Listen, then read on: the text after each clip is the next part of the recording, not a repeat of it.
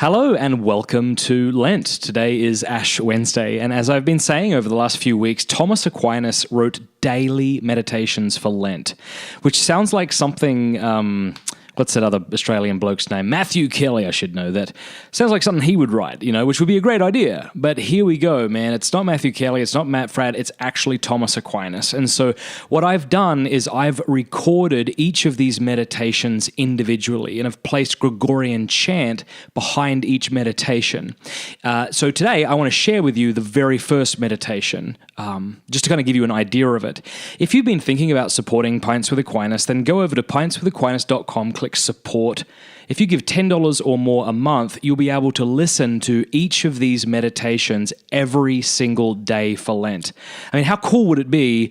And by the way, I know I'm totally biased here. Like, I am trying to get your money. That's my son, Peter. See, he's sick. That's why I need your money. Say hi. Hi.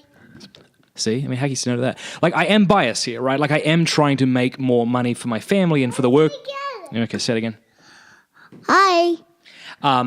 But I really do think it's a great idea, and so go to pintswithaquinas.com, click support for $10 or more a month. Love you. Oh, you can tell him you love him in a second, and then you can listen to Thomas every day. That'd be super cool. Imagine if you could walk with him every day, and every day he would chat with you for 5 minutes. That's what it would be like. So here's the first episode, and I hope you enjoy it. By the way, I guess here's another option. If you can't afford $10 a month, you could pledge $10 a month and then cancel by the end of this month. I don't want you to do that, obviously, because I want your support, but that is an option. Hey, say goodbye to them. Bye. Say, I love you. Love you. Say, have a happy Lent. I love you. All right, here's the first meditation from Thomas Aquinas. Meditations for Lent from St. Thomas Aquinas. Ash Wednesday, Death. By one man sin entered into this world, and by sin death. If for some wrongdoing a man is deprived of some benefit once given to him, that he should lack that benefit is the punishment of his sin.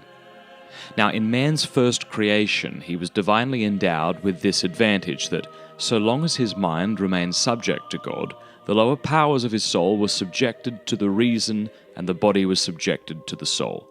But because by sin man's mind moved away from its subjection to God, it followed that the lower parts of his mind ceased to be wholly subjected to the reason.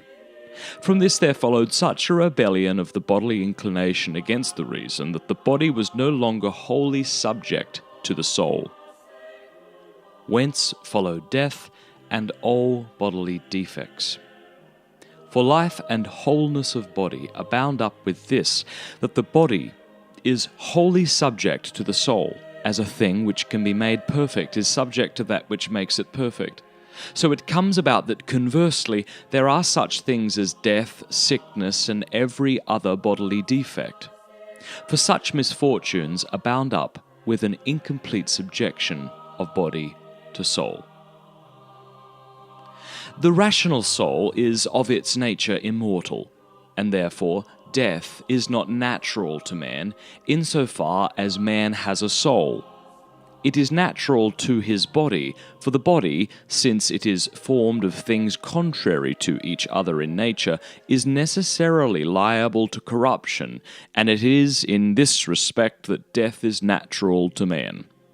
But God who fashioned man is all-powerful, and hence by an advantage conferred on the first man, he took away that necessity of dying which was bound up with the matter of which man was made.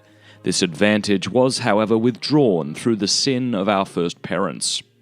Death is then natural, if we consider the matter of which man is made, and it is a penalty, inasmuch as it happens through the loss of the privilege whereby man was preserved from dying.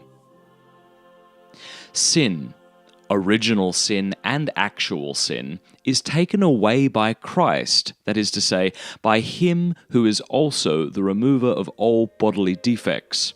He shall quicken also your mortal bodies because of his Spirit that dwelleth in you.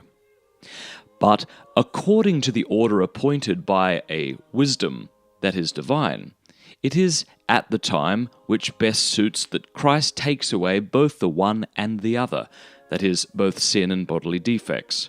Now it is only right that Before we arrive at the glory of impassibility and immortality which began in Christ and which was acquired for us through Christ, we should be shaped after the pattern of Christ's sufferings. It is then only right that Christ's liability to suffer should remain in us too for a time, as a means of our coming to the impassibility of glory in the way he himself came to it.